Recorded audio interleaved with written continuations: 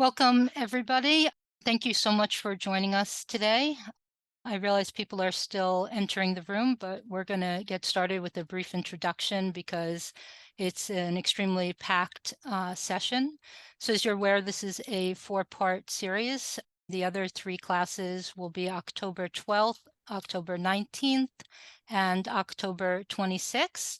So there's no class next Thursday. There's a 1-week gap before class 2. A few housekeeping notes for tonight. We do have a Q&A available. If you could please put your questions in there. We'll try and answer the questions as much as we can, given timing constraints.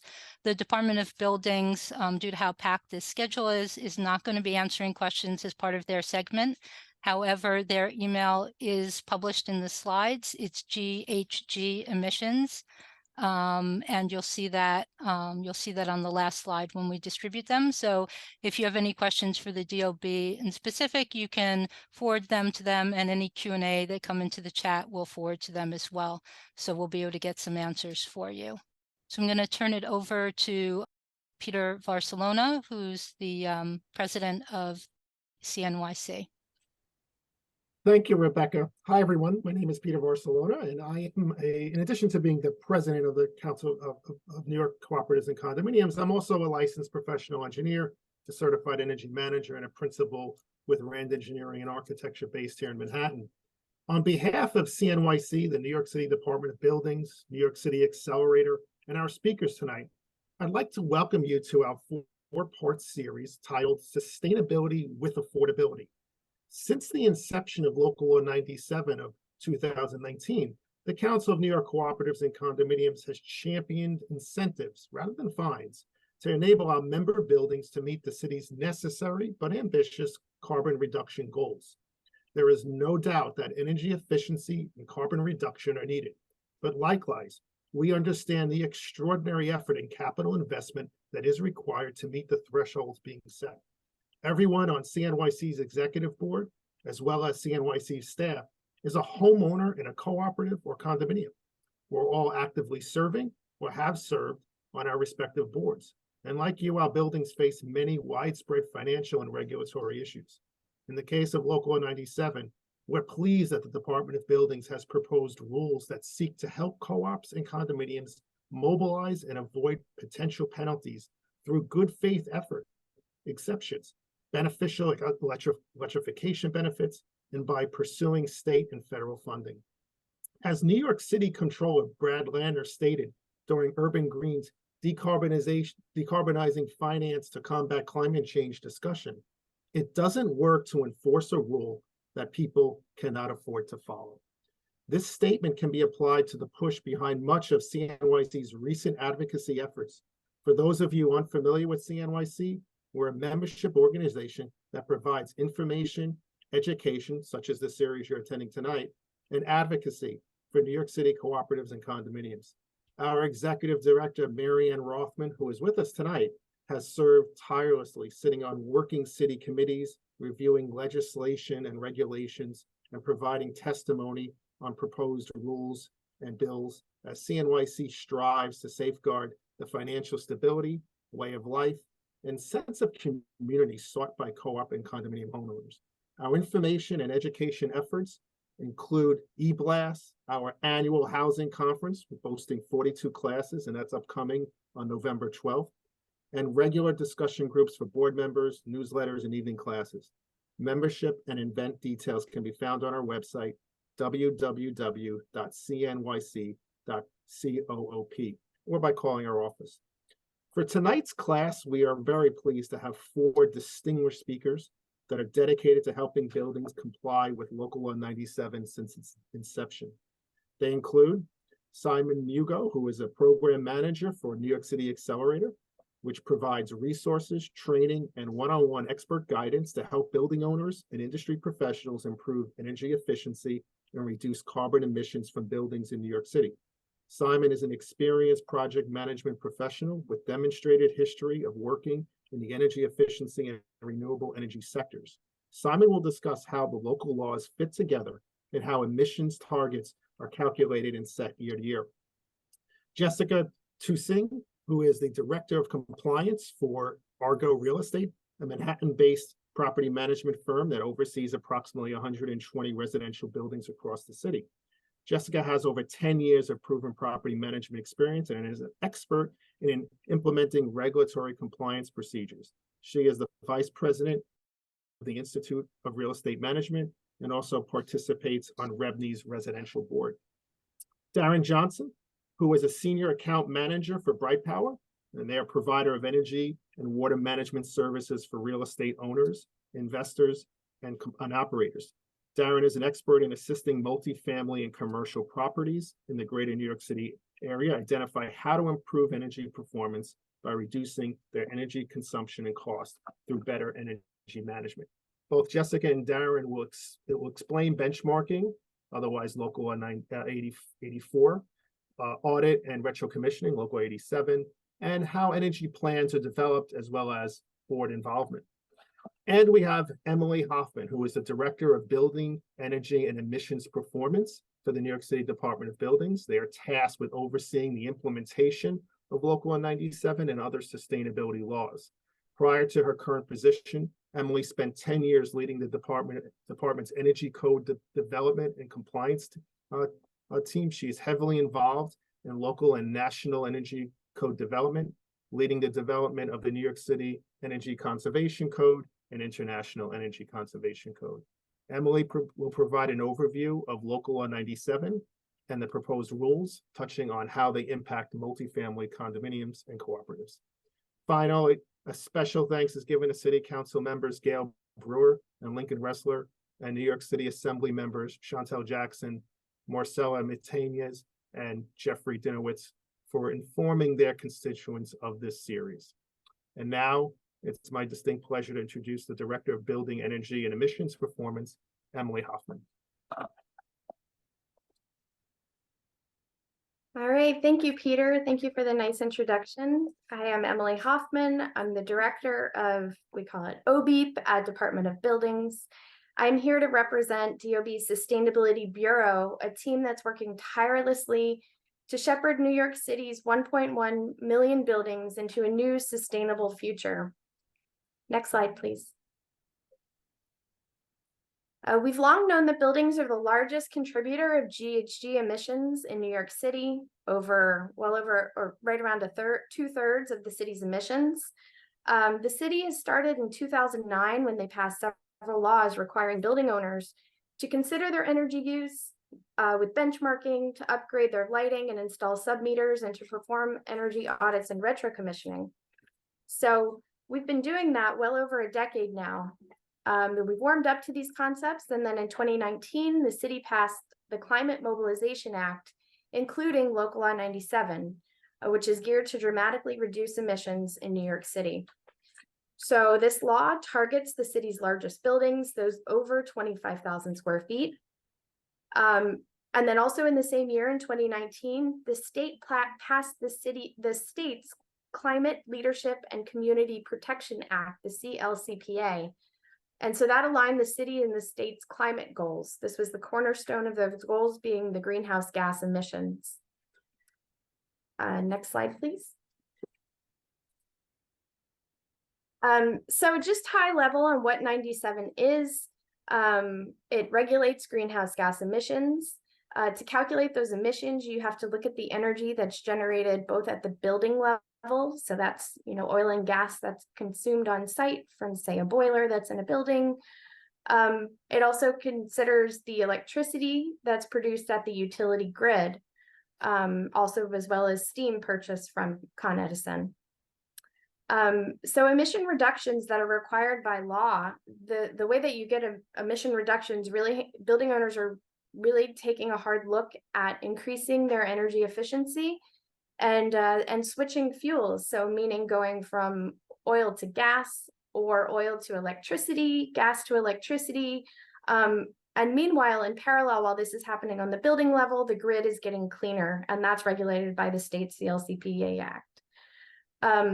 And so, I just want to point out that last week, the the mayor, along with DOB, produced a bunch of rules, and I'll be talking in detail about what those rules are today in a couple of, the good faith efforts and building electrification. But along with that, we have a mobilization plan that more comprehensively looks at funding and financing. You'll hear the Accelerator talk today on specifics that, connecting building owners with programs and incentives and, what can be done. Next slide. So this is just a high level timeline on Local Law 97. Earlier this year, DOB published a rule 103-14, and this included compliance and reporting requirements. One of the big things that was in there was the move from building occupancy categories to Energy Star portfolio manager property types. So I have the next slide, I'll be talking a little bit more in depth on that. The first compliance period, the calendar year of 2024. So the first compliance period starts in about 3 months, looks at the energy consumption for the calendar year of 2024. And then the first compliance date is May 1st, 2025. There's a 2-year delay for rent regulated buildings. So that won't come, the first compliance reports due in 2027. And then we have a 10-year delay for income restricted buildings that is coming in 2035. Buildings that are rent regulated where there's more than 35%, they have a one-time report that's due May 1st, 2025, and I'll touch on what those requirements are quickly. Next slide. Okay, so in the rule that I was mentioning that was published in January of this year, one of the big changes was moving from occupancy types to ESPM property types. And this is really important because the law passed, the greenhouse gas emission limits were based on occupancy categories. And those occupancy categories are based off of life and safety. But we made a move to Energy Star portfolio manager property types, which the law also required. And these property types really are broken down by comparative energy usage categories. So we have specific categories for high energy users, such as, data centers and restaurants and things like that. The important thing I wanted to point out is that we give owners 2 years to choose whether they want to use the occupancy that's in the building code or the ESPM property types that were in Rule 103-14. So 2 years, they can pick one or the other, cannot mix and match within a single building, just one way they have to go. But then starting in 2026, it's all ESPM. So there's kind of like a 2-year period where you get to choose. Next slide. So, Peter had mentioned that, this new rule puts out good faith efforts. And, one of the things that the city has recognized is, really the goal is to mobilize buildings into reducing carbon. That is the goal of this law. It's not to penalize building owners for, not getting there. So we've created this penalty framework where there are penalty mitigation opportunities. What this means is if a building owner has to show good faith effort that they are trying to reduce their carbon. And so what does trying to reduce carbon mean? We've outlined that in the rule. You can see here in the green box on the left side, you have to comply with all of these requirements. So you have to file a building's emission report, and you have to be in compliance with any adjustment that we've given for that particular building. You must be in compliance with the benchmarking and also Local Law 88. I have a few slides later where I'll get into details on what that means. And then you can choose one of the categories on the right. So the decarbonization plan, I'll get into detail in that on the next slide. Or you have a complete application of work approved by the department showing that the work that you're doing is going to get you into compliance with the 2024 limits. You can show that you've made the necessary steps with DOB with an application that's approved, and with Con Edison trying to electrify your building. Previous compliance emission limits means it's not eligible in 2024, but say you were in compliance with your limit in 2024 and 2025, but then in 2026 you fell out of compliance, we would consider that a good faith effort as long as you get back into compliance the next year. Critical facility is like a hospital. And then financial hardship. So buildings would have to come to us, you know, with specific criteria that's outlined in the rule for that. Next slide. So I want to go into a little bit of detail on the decarbonization plan pathway. So this is a plan that the owner would have to submit on May 1st, 2025, that first compliance period. And the plan has to show how the building is going to get to net zero carbon emissions by 2050. So we're looking at the entire timeline of, you know, out to 2050, how you're going to get there. We're not focused on the very short timeline. We want to see the whole thing. There must have been an energy audit, an inventory of the major equipment that's in the building, you know, the boilers, if there's any chillers and, you know, any sort of major equipment. And then, you know, the key components, we want to see the list of alterations that's needed to get to compliance. And so compliance has a couple of different meanings. We need to see how you're reaching net zero by 2050. And then we also need to see how you're going to meet the emissions limits by the 2024 emission limits for the 2026 compliance year, or that report that's due on May 1st, 2027. And then for all of these energy conservation measures, we need to see a timeline of when it's going to happen, how you're going to pay for it, a financing plan, and you know, the expected emissions reductions from each one of those ECMs. And then the last, you know, criteria is that you also have to demonstrate that work for 2030 compliance is underway. So you essentially get a 2-year delay to meet those 2024 emission limits by demonstrating that you've complied with that in 2027. And then the following year, you have to show that you already have applications into DOB and approved by DOB to get to 2030 compliance. So you've already have that work underway. 2 things to note: RECs cannot be part of your decarb plan. And if you miss one of these important, you know, dates that are listed on this slide, DOB has the authority to issue back penalties. So back all the way to, you know, the beginning of when you weren't in compliance. Next slide. Another thing that we're really excited about that we think is going to help owners out a lot is what we're calling beneficial electrification. And so we've written into the rules this method for applying a credit if you're replacing fossil fuel equipment with high efficiency, either space conditioning or water heating equipment, surface water heating equipment. And so essentially what this does is it gives, instead of the electric grid coefficient, you take a negative coefficient. So you're not just zeroing out the emissions from, you know, this, where you're replacing fossil fuel with electric usage, you're giving it a negative coefficient. So you're getting that bonus. And then we're even doing a further bonus. We're doing twice that credit. If you install and have this equipment operational between 2021 and 2026, then the credit, you know, is just the credit. It's not double the credit between 2027 and 2029. Next slide, please. So you can see the equation on how this would work out. And we're working on some examples right now that we're going to publish in a filing guide, so you can see how this would work.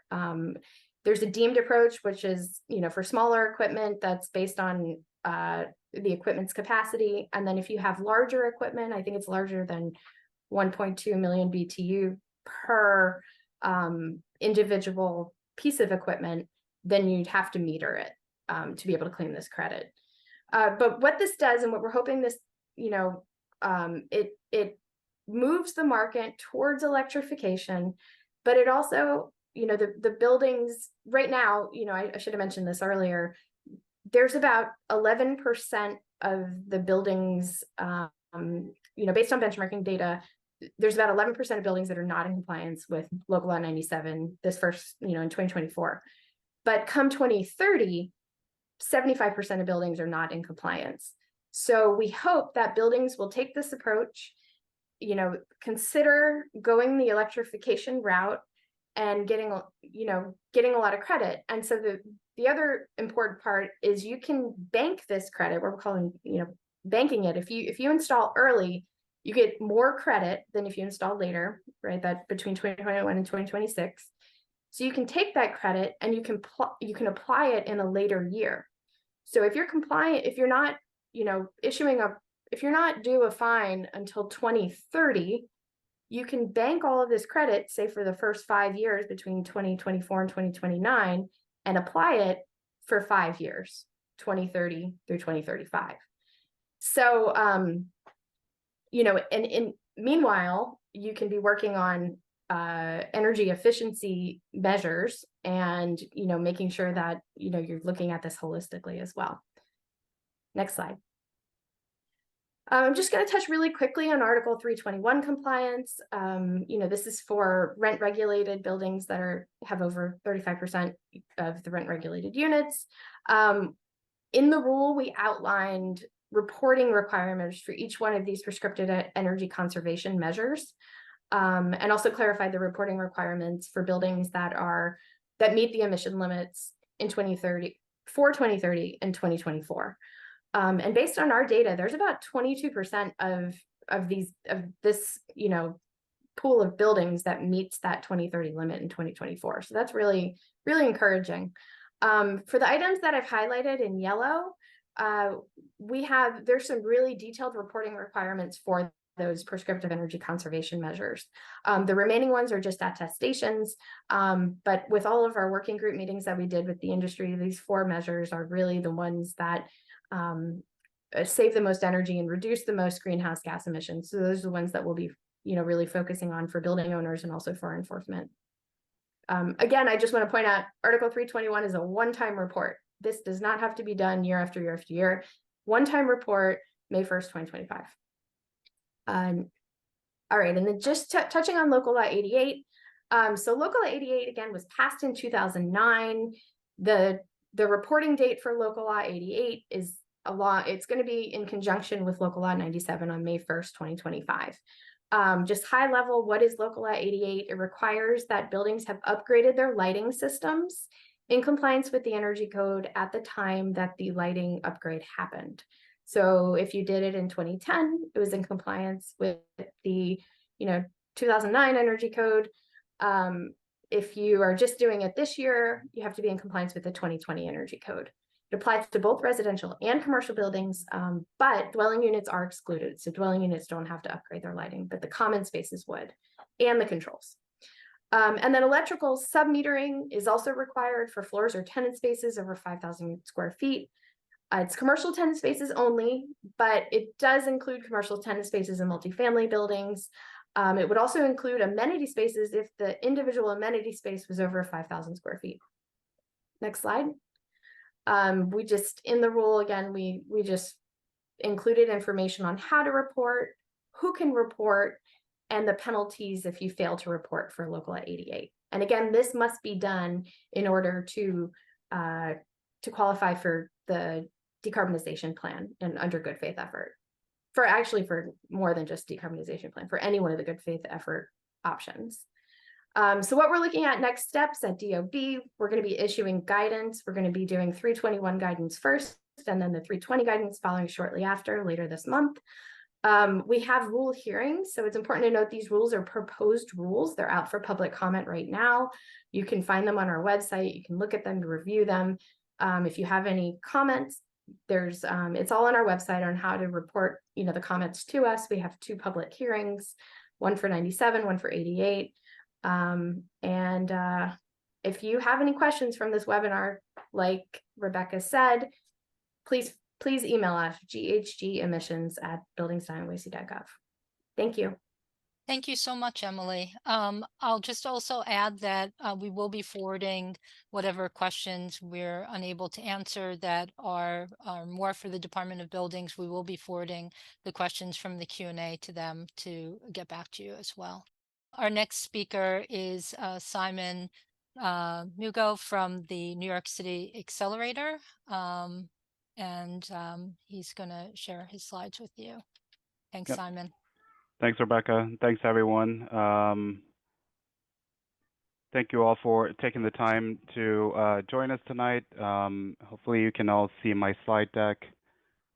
Just gonna maximize this so you can, it's more clear. But Just by introduction, my name is Simon Mugo. I'm the program manager for the New York City Accelerator program. And during tonight's session, I will be providing an overview of the Accelerator, and we'll get into more detail in terms of the types of services that we offer to participants that engage with the program. So in terms of just framing how the Accelerator fits and sort of what our mission is, I think it's important to take a higher level look to identify why it is that the Accelerator exists before we go into the specific services that we provide to the marketplace. So just in terms of the the background on the Accelerator, I think some of this has been touched upon in Emily's presentation, but it's important to underscore the fact that over 68% of the city's emissions stem from buildings. And so really adding on to this underscores the importance of working on and working with the building sector in order to reduce the city's emissions. Otherwise, it would be very difficult to achieve both the city as well as the state's greenhouse gas reduction goals. So the other important fact I'd like to flag is that over 90% of the buildings that exist in New York today will be in existence, in 2050. And so a lot of the targets and a lot of the mandates and laws that are gearing towards carbon neutrality by 2050. And so if 90% of the buildings that are responsible for majority of our emissions will still be present at that time, then it really just underscores the importance of focusing on the building sector. So that said, in order to achieve this goal, as I mentioned, I think it's really important to focus on the building sector, and that is why the Accelerator exists. So this Accelerator is a city-backed program that provides free technical assistance and a unique opportunity for economic development as we transition to a low carbon future. So in the next slides, I'll cover a bit more about how we can help and how the program is structured. If you're not familiar with the program, the Accelerator was launched in 2021. And this is really building upon a previous iteration of the program called the New York City Retrofit Accelerator.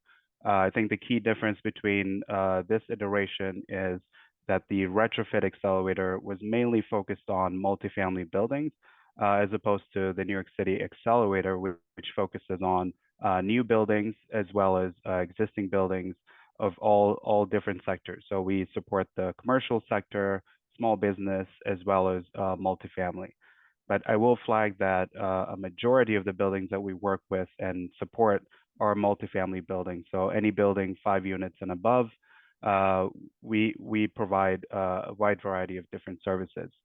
In terms of the types of services that we provide, we achieve our goals by providing free technical guidance to help the market transform how our buildings are built, as well as how they operate. We also provide assistance in identifying building upgrade projects, which will help those buildings that we work with, will help them to meet their emission limits established under Local Law 97, which is established through the Climate Mobilization Act. We also connect building decision makers to service providers in order to implement these projects. So that's an important distinction to make, is that the Accelerator as a program does not install any measures. Rather, we provide technical assistance and facilitate access to contractors and service providers who actually implement the work. So my last point on this is that we also help buildings identify financial incentives. In some cases, these are offered by the local utilities, both National Grid as well as Con Edison. In other cases, they are offered through NYSERDA, or the New York State Energy Research and Development Authority. In addition to that, we also facilitate access to financing. So rather than the financial incentives that are provided by the utilities on NYSERDA, we also help buildings identify financing to pay for some of the projects that they'd like to pursue. So in terms of who's eligible, we typically work with buildings 5,000 square feet and above. For smaller buildings, we refer those to our partner organizations, such as the NYSERDA Clean Energy Hubs, who really specialize in the 1 to 4 family homes and the smaller market segment. So we have a great referral process set up. And so if you contact the Accelerator and you're a building that's smaller than 5,000 square feet, we're more than happy to make that referral and ensure you get the support and the information that you need. In terms of how the process works, a building stakeholder would typically give us a call or send us an email. We also have a function on our website that allows you to request contact from the accelerator. So you would fill in your preferred method of contact, and one of our account managers will give you a call to learn more about how we can help you. Once you're connected with an account manager, they would be your single point of contact from start to finish. And I think in the next slide, I'll go into more details in terms of what the customer journey it typically looks like. So I'll close this slide by stating that in terms of cost, there is no cost to participating in the program. As I mentioned, it's a program that's backed by the Mayor's Office of Climate and Environmental Justice. And so as such, participating in the program has no cost or commitments requirements. So as I alluded to, just to give you a better sense of our typical customer journey, once you learn about the program and initiate contact, your building or your property management firm or organization will be connected to a specific account manager.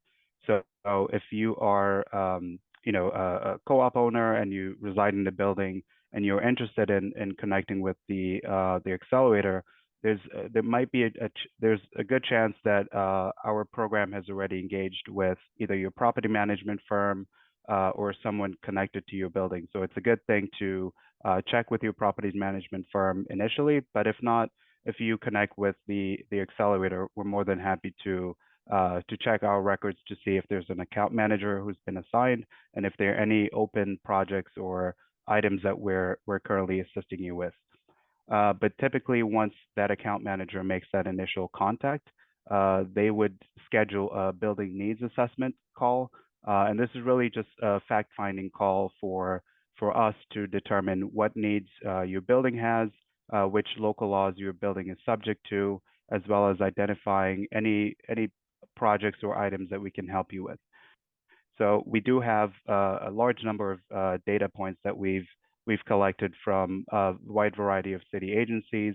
Examples of these include the Local Law 84 benchmarking data. So every year we receive that information from the Department of Buildings. And we also have a wide variety of additional data points, whether it's Local Law 87, energy audit information, depicting which ECMs or which energy conservation measures your energy audit called for, as well as a wide variety of additional details. So during that call, the account manager will review what we have on record and confirm if those details are still accurate, because there's a lag between the point where we receive the data as well as any new projects happening in the building. So if you upgraded your lighting during the year, that's not information that we would have reflected in our record. So that conversation is really just a baseline to identify where the building is and where the needs are, and then the account manager can then begin identifying a list of recommendations to provide you with. So once those recommendations have been developed, the account manager will work with you directly to identify incentive programs that can reduce the cost of those measures, identify contractors or service providers who can install the measures, as well as financing if that's something that you would require or are interested in getting information on.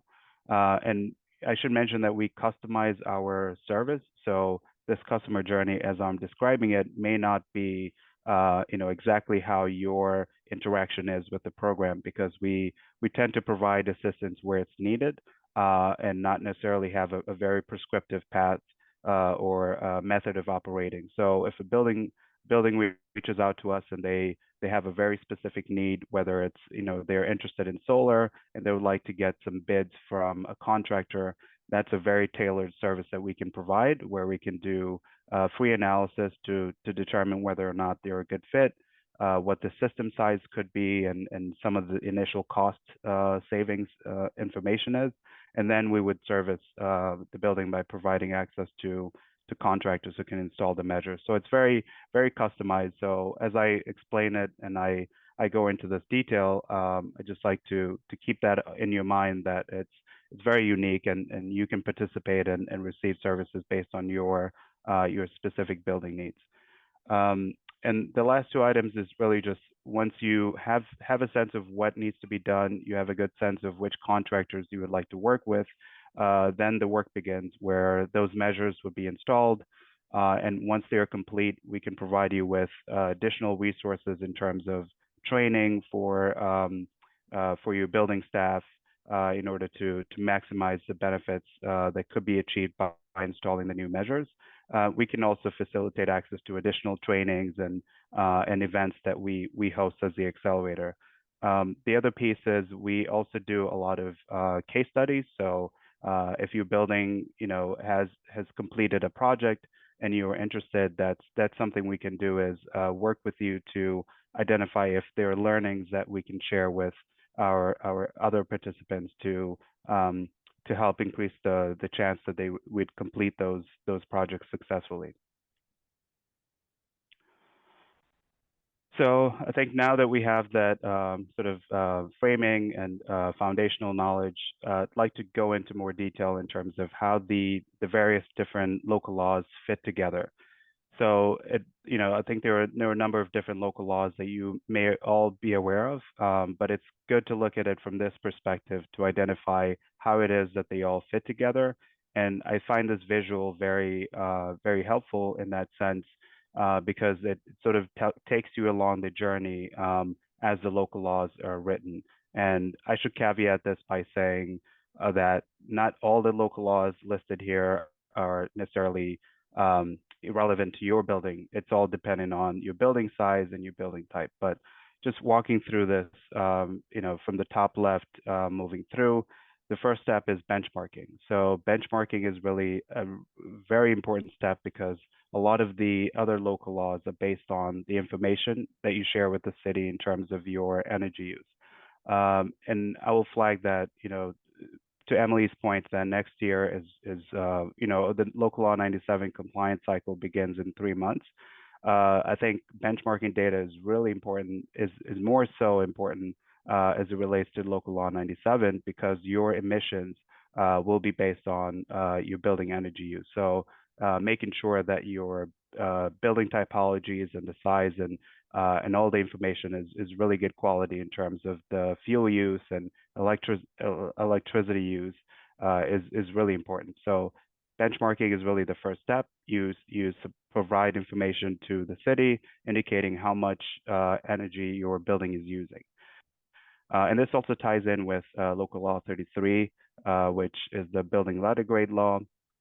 So this local law indicates sort of an overall score to show how your building is performing based on its energy use. So the following step is local law 87, which is the yellow section, and that's really the energy audits and retro commissioning stage. So this law only impacts the larger buildings, so buildings 50,000 square feet and above, but it's also a really great next step, because once you've already determined how much energy your building uses, the energy audit would then help you pinpoint exactly how your building uses energy and what pieces of equipment within your building are the cause or using that electricity. This also gives you a clear picture of what changes are possible, because the energy audit really catalogs everything that's in all the equipment in your building and identifies, point by point what the recommendations are, whether your system is underperforming or not performing as expected, and also what opportunities there are in terms of replacements. And also connected to this is the retro commissioning piece. So this really just ensures that your building systems are operating as they were designed to. If you think about your building's heating system, in some cases, boilers have a 20 to 25 year lifespan. And over that time, a lot can happen in the building. And so if you do not conduct retro commissioning in your building, there's a good chance that over time, some changes might have been made throughout the building, that are impacting how well that piece of equipment is functioning. So retrocommissioning is really just getting things back to where they should be and ensuring that your building is operating as it was designed to. The next step, which is in the red, is financing. So the city, as part of the Climate Mobilization Act, passed Local Law 96, which establishes PACE in New York City. If you're not familiar with PACE, PACE is the Property Assessed Clean Energy Financing. And this program, or this product, allows buildings to finance energy efficiency and renewable energy projects through your property taxes. So this allows you to, provide, it allows for off-balance sheet financing product, which I think is appealing to a number of buildings. And this and other products, as it relates to financing, will be covered by my colleague Andrew Chintz, who is our finance specialist, and I believe he is scheduled to speak on the fourth class. So I'll save some of the talking points and for that point in the class. And now moving on to the green section, which is the implementation stage. So at this point, there are various other local laws that tie in, such as Local Law 94, which requires buildings and those undergoing major roof rehab to consider either installing a solar array or installing a green roof. Another relevant law is Local Law 88, which I believe Emily provided a lot of detail. So I'll skip on to the other section. But in general, Local Law 88 is sub-metering and ensuring that your lighting is up to code at the time that it was installed. So just completing the cycle, as you can see, it returns back to benchmarking. So at this point, all the improvements and all the work that you've completed in your building should reflect in your benchmarking. So you should have, in terms of a letter grade, an improved grade, and in terms of your benchmarking, you should actually see a reduction in the amount of energy that your building is using. So I think in terms of the local laws, just closing this section out, it's important to think of it holistically and think of it as a journey that your building is moving through, and at different points there are different local laws that are triggered, but ultimately it's a journey that's designed to get you to a point where your building is performing more efficiently and using less resources to provide the same level of comfort. So with that, I'd like to switch gears and dive into more detail regarding Local Law 97. So at a high level, just in terms of the types of support that the Accelerator provides specific to Local Law 97, there are really two main points in terms of how we support buildings. The first is we leverage the data that we have on buildings. As I mentioned earlier, we receive a large amount of data from the various city agencies, and this data includes building age, building size, affordability status, etc. So we use that information to determine which solutions could best help your building achieve energy and carbon reductions. The second is that once we have a full picture of the building, so looking at the data that we have in our system, as well as a discussion and conversations that we have with you, we provide guidance to the building stakeholder. And I use the term building stakeholder because our program is engaged with property managers, building owners, service providers, and the like. So it's a very broad term that covers and encompasses all the different groups that the program services. But that said, we ensure that the building has access to all the various services through engineers, contractors, lenders, utility incentives, state incentives, in order to achieve their Local Law 97 goals. So we try to streamline the process and ensure that we understand that it's complicated, and we understand that there are a wide variety of different products in the market and different services. So our goal is to simplify the process and to be your point of contact from start to finish to help you navigate the different programs. So that being said, I just want to give you an idea of, at a high level, how we would use some of the information that we have. So if you look at the table above, There are 3 different types of buildings. So for the purposes of this call, I'll just focus on the multifamily buildings. So you can see we have information on the building area, number of floors, number of residential units, as well as the estimated penalties as it relates to local law 97. So this is all information that our account managers have. And at the time that you would reach out to us, we would review this information to start generating ideas in terms of what types of projects could be possible in your building. I will mention that this is not the end all be all, and this is just a snapshot of specific data segments that we have. We have a wider array of data to share with you and to be able to help you make the right decision in terms of local law 97.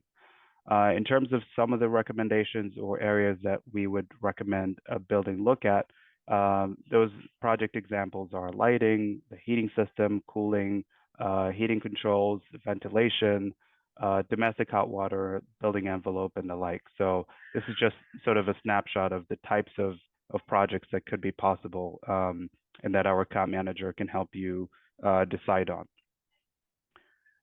So in addition to that, I just wanted to share some information in terms of local law 97. I know, in most cases, we're not used to thinking of our buildings and the energy use in terms of greenhouse gas emissions. So this slide is really there just to give you a better sense of what the greenhouse gas reductions actually translate to in terms of projects. So if you look at this chart, the first line at the top is some recommendations that we have for buildings that are looking to get a certain level of greenhouse gas emission reductions. It's not a prescriptive list, so we wouldn't say that if you installed those, you would get to those exact percentage savings, but our research indicates that these are the items that you can pursue to achieve those desired levels of reduction. So if you're looking at a building that is already closely performing to their 2030 targets,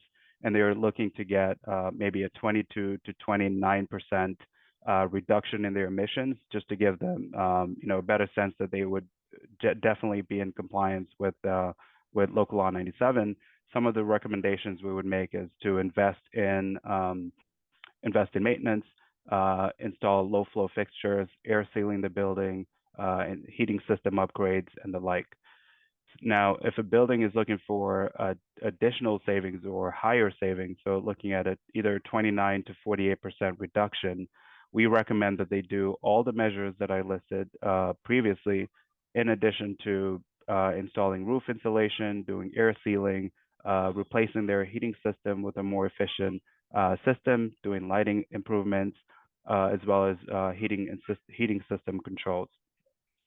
Now, in the last cohort, so buildings that are maybe in the 20th percentile in terms of local law 97 emissions, for these buildings targeting a 44 to 63% reduction, so really, having their emissions, we would recommend doing all the measures in addition to installing heat pump hot water systems and upgrading their windows. So this is just a snapshot or a better way to think of the emissions reductions and sort of what types of measures that would translate into, depending on how far off your building is in terms of your local law 97 targets.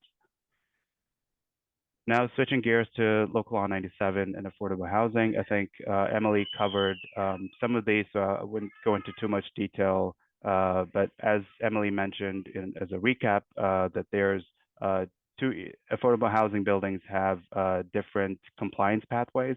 So for rent-regulated buildings, there's a 2-year delay to their compliance. There's also a 10-year delay for income-restricted buildings. For the other types of affordable housing buildings that fall into the description there, meaning that they have more than 35% of the units that are rent-regulated, they're HDFC, or they're buildings with HUD project-based assistance. For these buildings, they have 2 options. The first being they would need to demonstrate that they are below their 2030 limits by 2024 and submitting a report to DOB by May 1st, 2025, or they would have to show that they've installed the 13 prescriptive measures that that Emily had highlighted in her presentation. So I just wanted to highlight or flag those as differences in terms of market rate versus affordable housing. And that's one service that we also provide to buildings, is helping them navigate through the different pathways to identify where they fit, so that they can actually create a plan towards Local Law 97 compliance. So just in this next section, I want to quickly go through some of the tools and resources that you can see and find on our website. So the first of those, that's actually, I'd say, the most popular tool that we have on our website is the Building Energy Snapshot. So if you're not familiar, we launched this during Climate Week last year. And as you can see in the screen, this is just an example of how the tool works. It's basically a tool that provides you with a lot of information on your building and allows you to pull a high-level report indicating some of these data points that we've collected as the New York City Accelerator program. So as the image is showing, you would just have to input an address and click search now. And once you do that, a lot of information will be displayed. And some of the key details are whether or not your building is facing a fine in 2024 or 2030. So these are just estimates based on the publicly available data that we have. And so we always recommend that, in terms of making financial planning arrangements, you should always consult, engineering or an accredited building professional. But this gives you a good sense of whether or not your building is already in compliance. And it just gives you an idea of how far off you may be in terms of your Local Law 97 threshold. The other tool I would like to share is our solar program. So we typically support buildings to identify whether or not they're a good fit for solar. And this is really done through engaging our program on our website, which we would then connect you with one of our solar specialists. And this specialist will help you identify what types of system sizes are relevant for your building and walk you through the process in terms of how you would go about securing a bid from a contractor, as well as what types of incentives are available and tax breaks, because through the passing of the Inflation Reduction Act, there have been some significant changes in the tax breaks that are offered for buildings that pursue solar. So these are all things that we can help support you with and provide you with more detail at no cost, I should add. And lastly, I think a lot of the financing resources will be covered in depth in the fourth class, but I just wanted to give you a snapshot of one of our more popular tools, which is the financing tool. So this tool just gives you an overview of the different types of financing products that are available, and allows you to self-select in terms of which ones of those would make the most sense based on your building type, based on affordability status. So it has a wealth of resources, and this is really just a snapshot of what the tool looks like. But you can scan the link there, and I can share some information in the chat in terms of how you can download this resource. So with that, I'll turn it back to Rebecca, and I'm happy to answer any questions that you might have.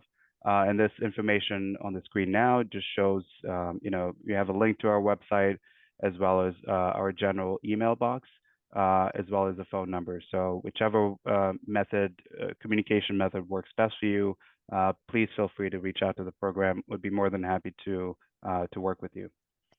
Thank you so much, Simon. So the Accelerator, we will have their email address also on the slides so that you can contact them. Michaela, if you could share Darren's, terrific, thank you. Darren and Jessica, thank you. We're actually over time quite a bit. They're going to do their best to get through as much of the presentation as they can, and we will have the slides and resource guide, and we will we'll see what we can do. If we need to bring them back, I guess we'll beg them for another date. Thank you, guys. That sounds good. Thank you.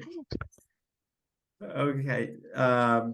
pleasure to be here. And so look forward to the opportunity to share some information with everyone. So I know Jessica and I, we're gonna go a little deeper than where we have been already in the conversation. We're going to provide you with some specific examples and some real live data from some buildings that that I work with and Jessica's, and so we think that this hopefully will put some things in perspective for you and make the whole idea of Local Law 97 come into a little better, clearer picture for you and your building.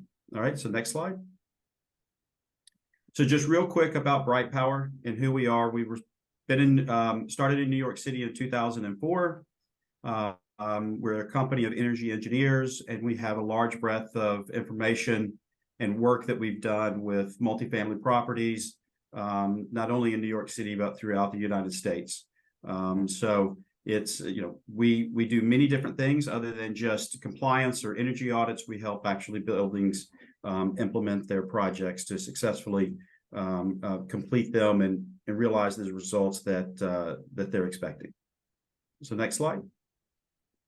So in thinking about Local Law 97, we really have 5 steps as we think about this. And I know Simon had touched upon this a little bit, in some of his slides, but another way to think about this from our perspective is know where you stand. And that's really where the first step, and hopefully what everybody's going to be, if you don't know already, that you're going to be researching and understand where you are, that if you're on the covered buildings list.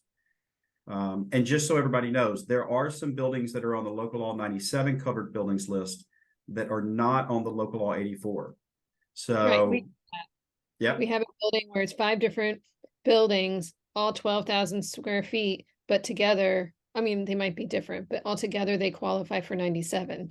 So that was a little bit of a shocker for them. So just make sure to check that with your buildings. Yeah. So then once you know where you stand, then it's really important from our perspective, and I think everyone would agree, that you develop a plan.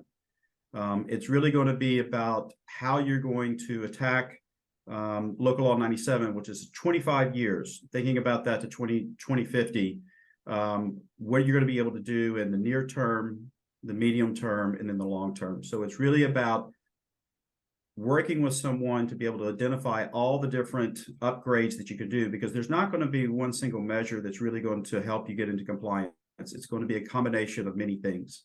And the only way that you're going to be able to know how to invest in your building and be able to budget. Money is finite.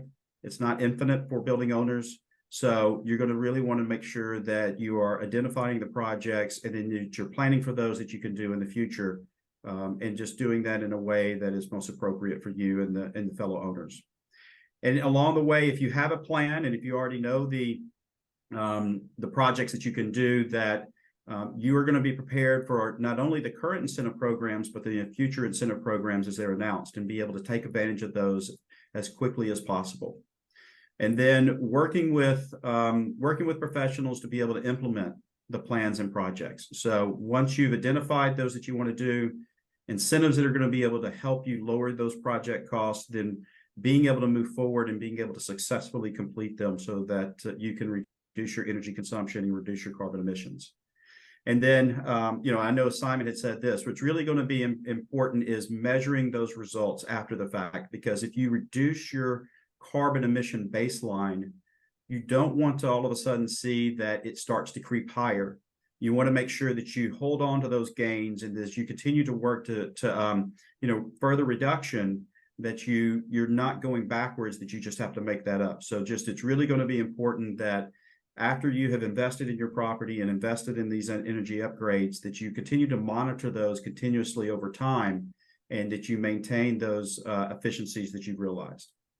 And I just like to jump in. I think it's really important also to make sure the energy engineer that you partner with is someone that you can see you're with long term, because 25 years is a long time, and even though you'll invest for 20-30, if you have penalties there, if you aren't continuously using your energy engineer to tell you where you are at every 5 years, you'll fall behind, and energy projects can take 18 to 24 months to show up, and that could mean penalties for you. So having a plan and going over it often, annually or every few years, is really important. So just wanted here to be able to walk everyone through just the basic calculation from a local law 97 perspective, because a lot of times you might have the question, how do you determine what the emission cap is for a building? How do you determine what the carbon emissions are? And how are the fines calculated? So just a real basic aspect of this. What are the inputs into the calculation for local law 97? So it is whole building energy consumption. So this is the energy consumption from the common areas. This is from all of the apartments, all of the electricity that is being consumed in the apartments, and also any commercial spaces for any of the multi-use buildings. So it is everything within that's the energy that's consumed within that building block and lot, that BBL. So think about it from your local law 84 submission, and the energy that's associated with that local law 84, it's whole buildings. So the other input is square footage. And I know this is something that Jessica works with all of her buildings on, is making sure that the square footage is correct, because it's not only the total square footage of the building, but it's also going to be the square footage of the multifamily portion. If you're a mixed use building, it's going to be the square footage of that commercial space, and making sure that you identify those correctly. Right now, the square footage that is on the covered buildings list, that comes from the Department of Finance records. And so it's really making sure that everybody understands the square footage for your building that's being used, that is on the, that's registered with the city for these calculations. The use types is basically the square footage. If you have a 50,000 square foot building, is it 100% multifamily? Another type of use, if you have a mixed use building, then it would be, is there an office? Is there restaurant? Is there going to be a supermarket? Is there food service, bank branch?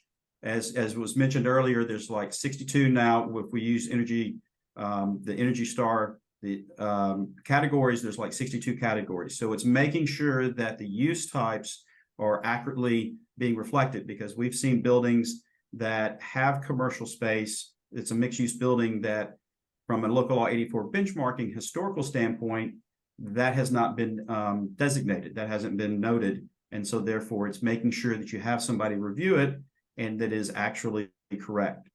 The utility consumption. So if you think about the annual utility consumption, your electricity, the kilowatt hours for the building, including the utility inside the apartments. Think about either the gas or the oil or the Con Ed steam. So all of that utility consumption, that's part of the inputs.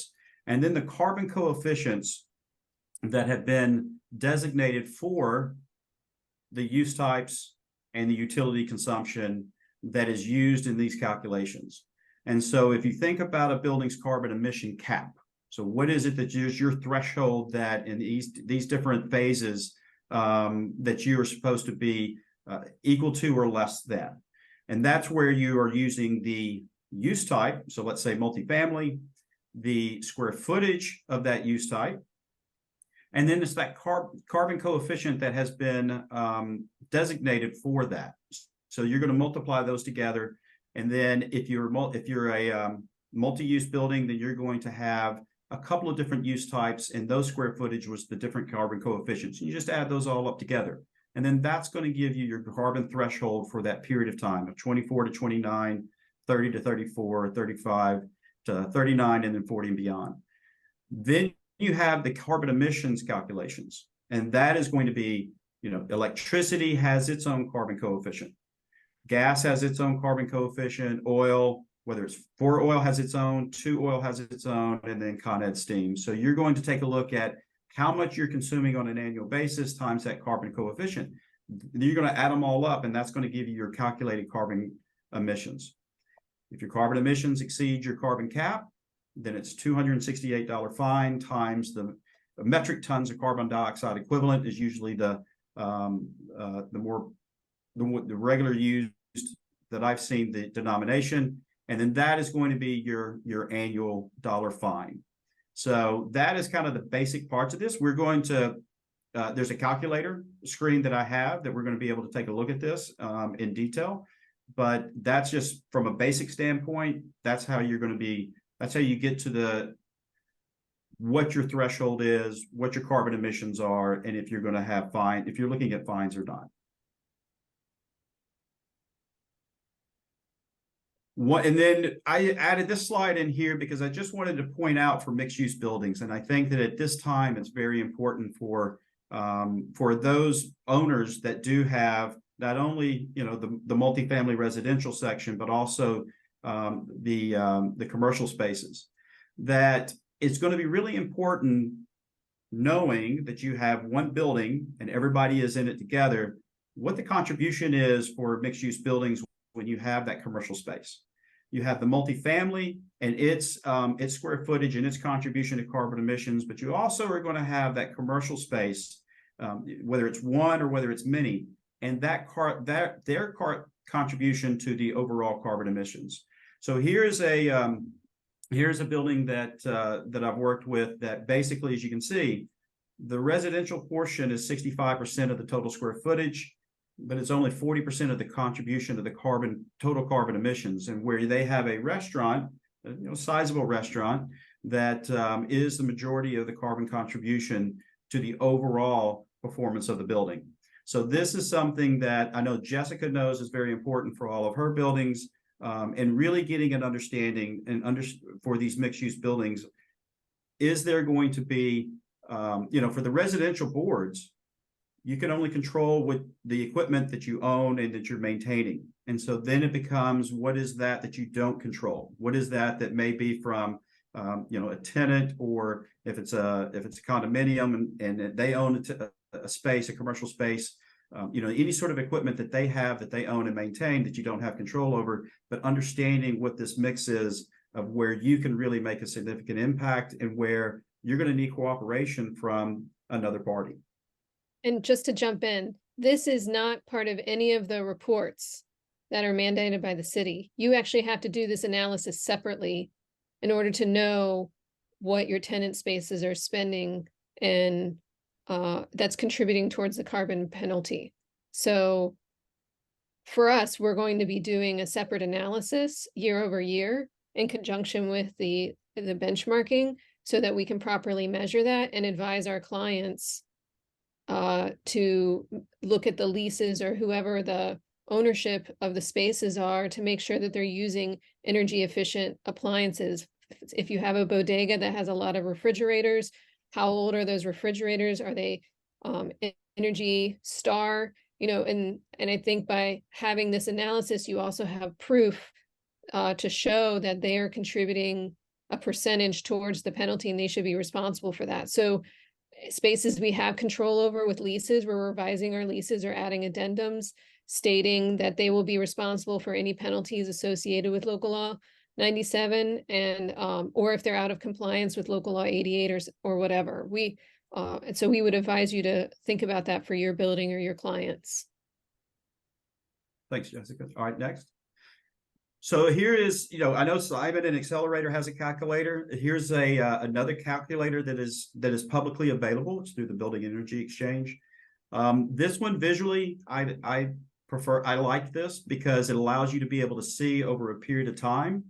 And it also allows you to be able to see the contribution of the carbon emissions from the different fuel types. So for those buildings that may still be on oil, whether you're on 4 oil or 2 oil, this really is a typical building in New York City where it is a boiler that has a tankless coil that is used for domestic hot water. It is a steam distribution to radiators or convectors in the apartments. And maybe you have through wall ACs or window ACs or potentially PTACs. So this is pretty typical of what we've seen so far of the buildings that we've been working with. And when I say typical, not because of the fines, but in this distribution of the carbon emissions associated with the different fuel types. Sorry, I meant to make that distinguished. Because what you can see here is that you can see at the top in the blue is you can see the electricity and the carbon contribution from electricity, the green being the cooking gas, and then the purple being number 2 oil, which is going to be your domestic hot water and your space heating. So that from that portion, you can just kind of understand then, if you're really going to make a significant difference in reducing your carbon emissions, you got to find a way to be able to reduce your oil consumption. Potentially changing fuel will help, but it's definitely trying to target those systems that are using that. On the left-hand side of this, and I just want to point this out, is that you can see where at the top, the square footage, you can see the multifamily residential for the apartments, over 58,000 square feet. And then that's where you can see that if you do have other types of space at the property, that's where they would show up in their appropriate square footage. Underneath it, you can see the utility inputs. What is the total kilowatt hours on an annual basis that the building is consuming, the natural gas, and then in the gallons of the 2 oil. So this information is pulled from the annual benchmarking that's publicly available. And so if you have your own information that you want to use, you can manipulate the numbers that are in all of the inputs that you can see how the calculations will change. And going to the top as we go into the columns and we look across, but looking at those rows. And when we talked about threshold, or we talked about the carbon emission caps, that's where you can see with this building for this 24 to 29, their threshold or their carbon emission cap is 402 metric tons of carbon dioxide equivalent. When you calculate the carbon emissions from oil and gas and electricity, they're over their cap. And so therefore, that's when you look at that difference times $268. They're looking at a potential fine starting in 2025 of around $54,000. So, and as you can see with that red line that's going through the utility consumption, you can see how your carbon emission cap is being reduced over time. The other thing that I would like to point out, and I know that Emily had mentioned this, is that the carbon coefficient for electricity starting in 2030 is reduced by 50%. That's the reason why your electricity carbon contribution is cut in half starting in 2030. And as the grid continues to get cleaner, then that will continue to go lower. So to ask a question, Darren, we saw a reduction this year when we submitted benchmarking, and that was due to the same reason, but just a lower number of reduction, correct? Ask that question. I'm sorry. The electrical grid, the electricity part of the calculation reduced. So some people's penalties went away because of the reduction of penalties towards electricity this year, correct? Just not 50%, but it reduced from last year. Well, I mean, what it is that when you start looking at your 2030 potential fines, right, that when that all of a sudden somebody may have been looking at, let's say, $15,000 fines starting in 2030, depending on the mix of electricity with the fossil fuel, that if that 50% reduction in the electricity, depending on how much it was in a percentage of your overall carbon emissions, it could potentially move you to, being at or near or even potentially below your carbon cap in 2030. So that may be what you're, I think that's what you're referring to, is that change in what we see in the future, in those future fines, that was, you might see that change in your calculations from previous years before this was announced. Right. We saw a reduction this year. Yeah. Mm-hmm. Yeah. Okay, next slide. So what I want to do is with this slide is hopefully just give everybody a little bit of perspective of what we've seen, in working with these types of buildings. And I think this is really kind of, I hope very helpful, that the pie chart on the left, this is when we take a look at whole building energy consumption and then the breakdown of that. And by no means do I want to minimize any sort of area of the energy consumption, but I just want everybody to understand the perspective. One of the things when Emily was talking about as far as that opportunity for a negative coefficient being from domestic hot water and from space heating, there's a reason why those two are really being targeted. Because generally in a building, when we talk about a boiler, steam, radiators, convectors, window ACs, you basically are looking at an overwhelming majority of the energy and thus the carbon emissions that are associated with two things: the space heating and the domestic hot water, your fossil fuel, where you're mainly consuming your fossil fuel. Then you have to realize that out of all of the electricity, what we usually see in a multifamily building, let's just say it's 100% multifamily, that the apartments, when we take a look at, and you can see this in one of the other pie charts, that when you take a look at whole building electricity, a majority of that, it takes place inside the apartments.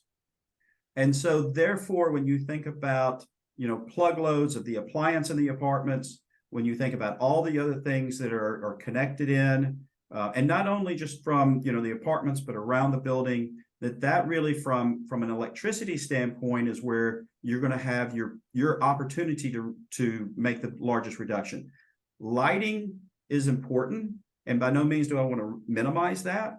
And it is something that everybody should do. They should have done, and will need to do by 2025.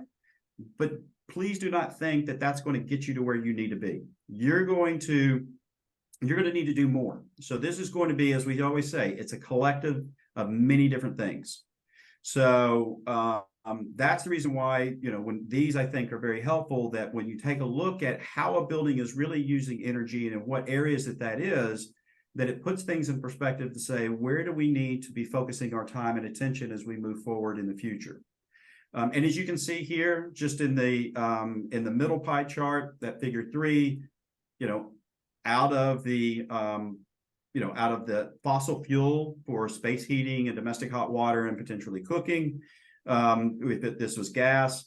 And then on the electricity side, you can see conveyance is your elevator, the air conditioning inside the apartments, the lighting, but just mainly the general plug loads. And a lot of that is going to be pumps and motors and other things. Next slide. Same thing that we talked about with the oil, but I just wanted to kind of show you from a gas standpoint that doesn't matter what the fuel is in these types of buildings.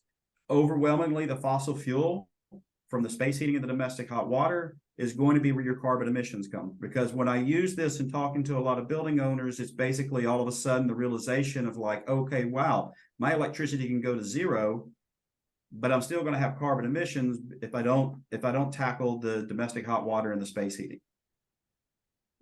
Next slide.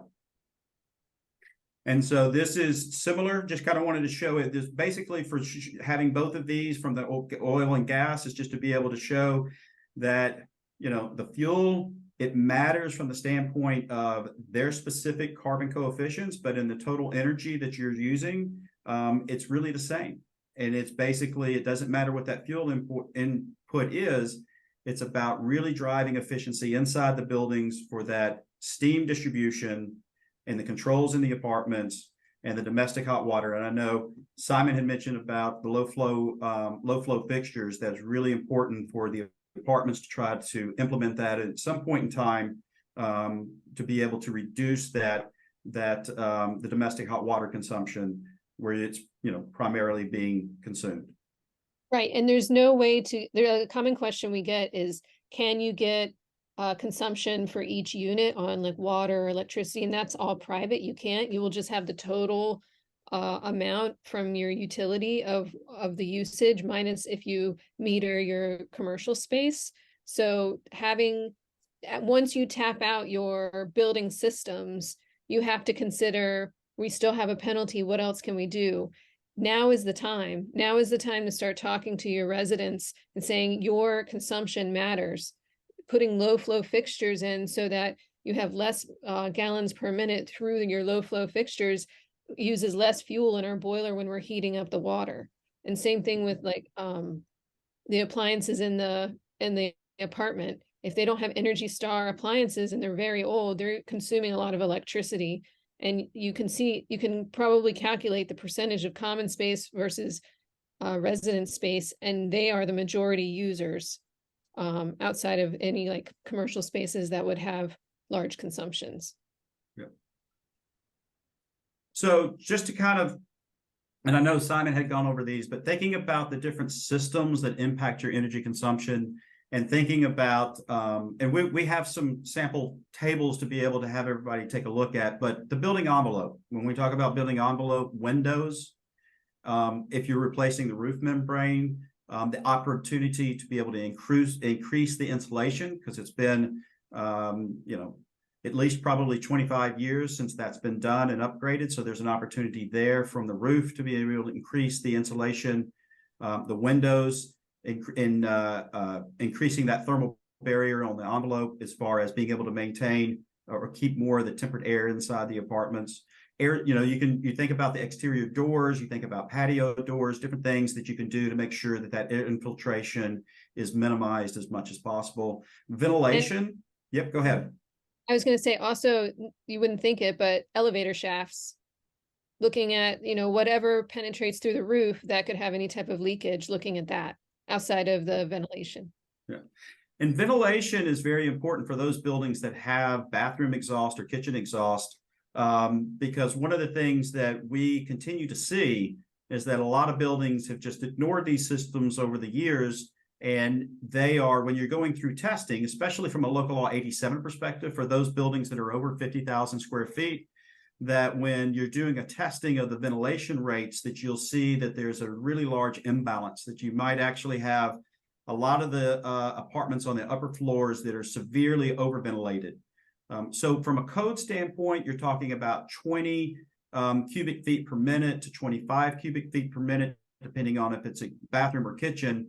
And when you test from the standpoint of those standards from a code standpoint, we've seen some apartments, especially in the upper ones, that might have 120 cubic feet per minute. So it's really, you can have a very large imbalance where the people on the bottom floor have no exhaust, but people on the upper floors, there's so much air being pulled out of those apartments that they continuously have to add tempered air in there to be able to remain comfort. So ventilation, for those who do have mechanical ventilation systems, is a very important system to be able to think about in the near term, because if you were to put in new equipment for space heating, let's say, then you're not going to be able to realize the full benefit of higher efficient equipment if you can't keep the air in, the tempered air in the way that it's supposed to. That's the reason why the envelope and the ventilation are important projects to be able to do, and to be able to do, if you can, ahead of time, because then it allows you to be able to potentially lower the size of what you need to install, and then it allows you to be able to realize more efficiency and more gains from that investment that you're making on that equipment. And so it's really, those all go hand in hand. The domestic hot water, the heating we've talked about, domestic hot water, the cooling equipment, in-unit, as we had talked about, in-unit lighting, in-unit appliances, in-unit flows from the water systems, the things that people can do to be able, really temperature controls, setbacks. When you're not home, making sure that you have a setback. If you go on vacation, that you have a setback opportunity so that it's not continuously, the equipment's not continuously running. Pumps, motors, making sure you have VFDs on things, and then and lighting.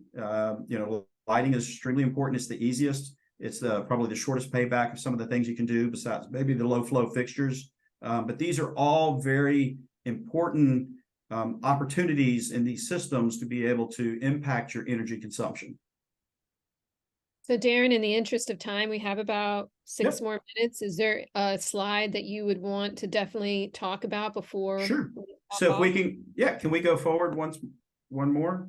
So one of the things that I think is just really important, and I'm going to go through this, is that the way we look at things, or the way that I really try to work with building owners, is to say, you have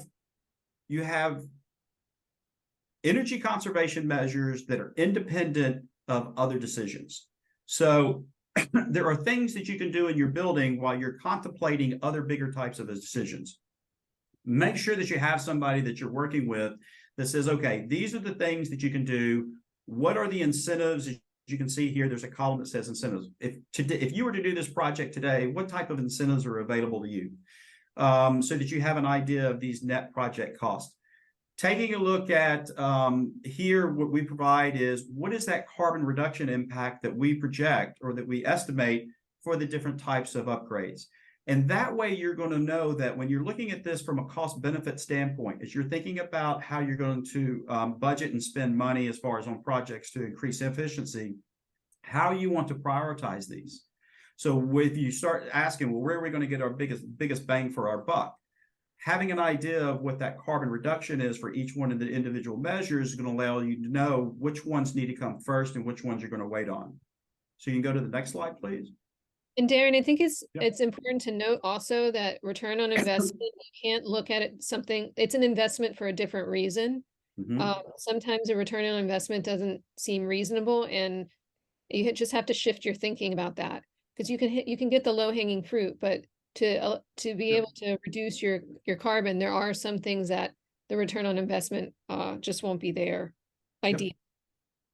So I will just briefly talk about this. This is like this. So when we talk about mutually exclusive types of decisions, you have an existing system. So let's say you have your steam boiler and you're looking at it and you're thinking, okay, what is the most efficiency I can get out of that? Having somebody come in here and help you understand what are the different upgrades that you can do with those types of investments to be able to say, what's the maximum carbon reduction I'm going to get if I invest in my existing fossil fuel system?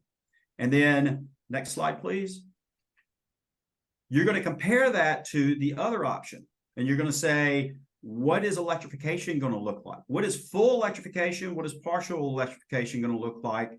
And what is that contribution going to be for my building? So this is where, when you think about your boiler and you think about the age and the condition and how much more of a useful life that you have, this is where you replace a boiler because you have to, not because it's a great investment, because it's an essential service. But before you invest in that boiler, understand what your other options are, because there's going to be other benefits associated with high efficiency heat pump equipment. Not only are you going to have a carbon reduction, but you may actually have an opportunity for everybody to have control over their space heating and their air conditioning. So everybody in a way has their own central heat and air. You have, opportunity. Darren, go ahead. There's a question they were asking, is it all individual heat pumps, or you can get one system for the whole building? So it really is dependent upon each building on what is going to be the options that are going to be available to you. Some buildings, yes, you might want to be able to take a look at what's called a variable refrigerant flow system, a VRF, where it's a central system where everybody is connected together to a bank of condensers. A lot of buildings are going to find that it's going to be easiest, and it may be more practical in the long run, for them to do individualized. So that's where you're talking about package terminal heat pumps. One solution may not be right for everybody. So you could, it's just each building is very specific, and it's really being able to investigate to be able to say what is going to be the easiest, what is going to be the one that's going to be the most practical for you to be able to install. And so that's really where it comes in, and it could be unitized. It could be package terminal heat pumps. There's some buildings that I know that are looking at doing the centralized. They're doing variable refrigerant flows. And if you have and the only thing that I will add in here is that if you have a hydronic distribution, so let's say you're in a building that may have fan coil units, because you have central heating and cooling type of equipment, then there's another option for you to think about for electrification of your space heating and your domestic hot water. Next slide, please. So really, this is where we come down and we take a look at a building and we say, okay, when we think about the baseline and we look out to 2050, and we know that there's common things that can be done. What is that impact in being able to reduce those fines over the long term? And then as we look at these bottom two rows down here with the fossil fuel measures and the electrification measures, that's kind of your either or, as we talk about, somewhat mutually exclusive, and saying, how far can I get with my carbon emissions by going one of those two pathways? And that's really where, when you start sitting down as a board and you start thinking and making plans and thinking about budgeting and thinking about, okay, where are opportunities from a mortgage refinance, assessments, whatever it may be, what do we need to be planning on and when, and how far is it going to be able to get us? Next slide, please. Because there's going to be some buildings that staying on fossil fuel is not going to be able to get them to where they want to be. So at some point in time, you may look at this and say, well, there's things that we can do that buy enough time, maybe buys us to 2035. And then as we start taking a look at 2035, maybe that's when we're going to be pinpointing our electrification upgrades. Some buildings are going to be doing electrification starting in 2030. They're going to be they're not in a situation that either of these two examples are, that they're going to be looking at it between now and 2030. Some are going to have that opportunity to look at 2030, between 2030 and 2035. And so that's just the main thing, is that what is your pathway based upon your current situation and the options that are available to you? And I just go back.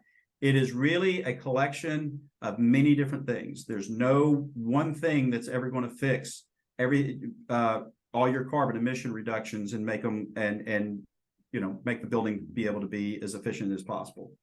And my last thought, because I know we've hit time, is just make sure that you have a capital plan. LCCP requires a 5 and 10 year, and it's a really useful tool, and it should be revised every year based on needs of the building. Is there anything else you want to point out, Darren, since we're at the end? No, if you will, just scroll forward. Let me just see. We talked about incentives. Keep going. Keep going. Yes, the IRA. I know that's going to be coming up at some point. We talked about those. Oh, that's it.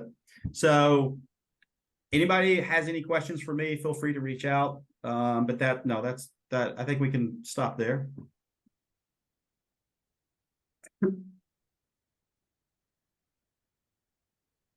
Thank you so much. I think you guys did an incredible job in a very condensed period of time. I'd like to thank all of our speakers. Michaela, if you could advance to our, go back one, please. Sorry. Just very quickly, CNYC has a ton of other events that are coming up. If you look on our website, we have our annual conference, which has more Local Law 97 classes, but also has everything that boards might be interested in learning about. So you can check that out. And on our website, we have all these other events listed. Next slide. Thank you. I'm going to turn you over to Peter. I just want to say quickly that if there are any questions that were in the Q&A that we didn't get to, or we had to promise you more information on, we will be getting back to you. We will forward your questions to the DOB, and Jessica and Darren can have a look at them now that they're done speaking offline. We'll try and get answers to you, to the best of our ability. Peter, if you want to just quickly talk about the next class in the series, and then we'll let everyone go. Absolutely. First, let me thank a special thanks again to Simon, Jessica, Darren, and Emily for a wonderful job in presenting tonight. So next class will be on October 12th. We're going to be really focusing in on potential pathways to compliance, as the title implies. Basically, I'm going to look at the tools needed when we're looking at capital planning. Every co-op and condominium really should have a capital plan, whether it's a 10-year or beyond. And everything now has to be reviewed through the lens of Local Law 97 compliance. In some of the slides you had seen earlier, you saw how they were referencing base building systems and the real opportunities that are there when you upgrade these systems, which you need to do anyway, because many of these systems, and again, every building's different, everybody has a different time frame, but you're really going to have to look through what those improvements will entail. And you got to get into the numbers. How is each type of upgrade going to benefit you, right? Because it's easy to say just electrify and insulate, but you have to figure out how to do it, and how to do it in a practical way, and how to factor it into your normal operating procedure, your normal capital planning for upgrading. So we're going to look at that and come up with some case studies and examples to see how buildings can achieve the goals of Local 97. All right. Thank you, everybody. Last slide. Thank you so much, Peter. And looking forward to the next class. You will be getting the slides, which has, well, these are thank yous, actually. There's one more slide after this, Michaela, sorry. You'll be getting these slides that has everybody's contact details, and you can call or email our office and we'll try and put you in touch with the right sources. So thanks, everybody. Thank you so much. Good night.